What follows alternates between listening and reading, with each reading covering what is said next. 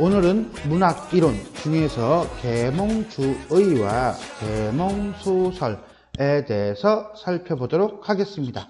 일단 먼저 계몽주의부터 보도록 하겠습니다. 자, 계몽주의란 무엇이냐? 그냥 계몽하는 거죠. 계몽이 뭐야? 깨닫게 해주는 거죠. 서양에서 17세기에서 18세기에 걸쳐서 왕성했던 사조, 이즘을 얘기합니다.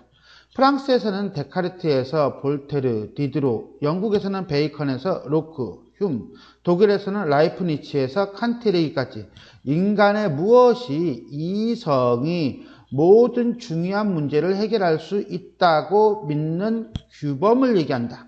미신과 편견, 이성의 승인을 받지 못한 권위와 전통에서 인간을 해방시킬 수 있으며 무엇이 이성은 올바른 인격과 사회를 성립시킬 수 있다고 주장하고 확신한 어떤 사상, 사조라고 보시면 됩니다. 그래서 이러한 이성이 가장 아름답게 구현된 것은 과학으로서 과학적인 사고방법, 즉 합리적인 사고방법이 이성적 사고방법이다 라고 주장을 합니다. 자, 그럼 계몽소설은 무엇이냐? 계몽소설이란 계몽주의 사상을 바탕으로 하거나 그것을 전파하기 위해 쓰여진 소설을 얘기한다.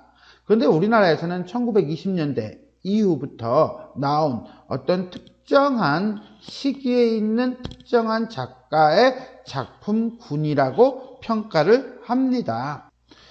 자, 이런 계몽주의 소설이 나타나게 된 배경을 봅시다. 배경을 보면, 자, 계몽사상이 나타나기 이전 시대, 조선시대죠. 조선시대의 구조적인 모순을 해결하기 위해 고심하던 개화기의 지식인들에게 서구의 계몽주의는 아주 매우 유익한 사상적 원천이 되었고 유교사회의 전근대성을 대치할 수 있는 대안으로 받아들여졌다. 그래서 계몽주의 사상이 들어와서 활성화되게 되었다라고 보시면 돼요. 이런 것의 대표적인 작가로는 우리가 최남선과 이광수를 들 수 있습니다. 그들은 특히 문학을 통하여 새로운 합리주의를 전파하고 그것에 의거하여 당시 한국인, 조선인이라고 봤대고요. 당면한 문제를 해결할 수 있음을 깨우치려고 하였다. 그러니까 한마디로 독자를 가르쳐야 하는 대상으로 본 거예요. 특히나 계몽주의 소설의 개척자인 이광수는 문장과 교육으로 동포를 깨우치고자 하였고요. 인생을 지금 있는 인생보다 더 굳세고 아름답고 더 착하게 하는 예술, 사람과 사람이 더욱 사랑하고 이익을 떠나 자기 이익만을 추구하는 것을 떠나 동포를 위하여 몸을 바치도록 인생을 높고 깊게 흔들어 놓은 예술이야말로 진정한 문학이다 라고 주장을 하였습니다. 자, 이광수의 이러한 진술 속에는 어떻게 본다면 한국적 계몽주의의 특징이 잘 드러나 있다라고 보면 되겠는데, 이광수가 본 계몽이란 결국 다른 말로 얘기한다면 뭐다? 그렇죠. 교육이다. 그러다 보니까 그의 작품들은 전부 교훈주의적 문학으로 가게 됩니다. 내용은 그 코드가 비슷해요. 인류애적 인상과 민족 구원의 사명감에 부풀어 있는 젊은이, 대학을 갓 졸업한 총각들이, 처녀들이 등장하며 그들은 농촌을 자신의 숭고한 이념을 실현하기 위한 무대로 삼아 소득 증대 운동, 과학적 영농사상, 문맹 타파를 위한 간이학교 등을 개설하는 등 활동적이고 열정적인 역할을 합니다.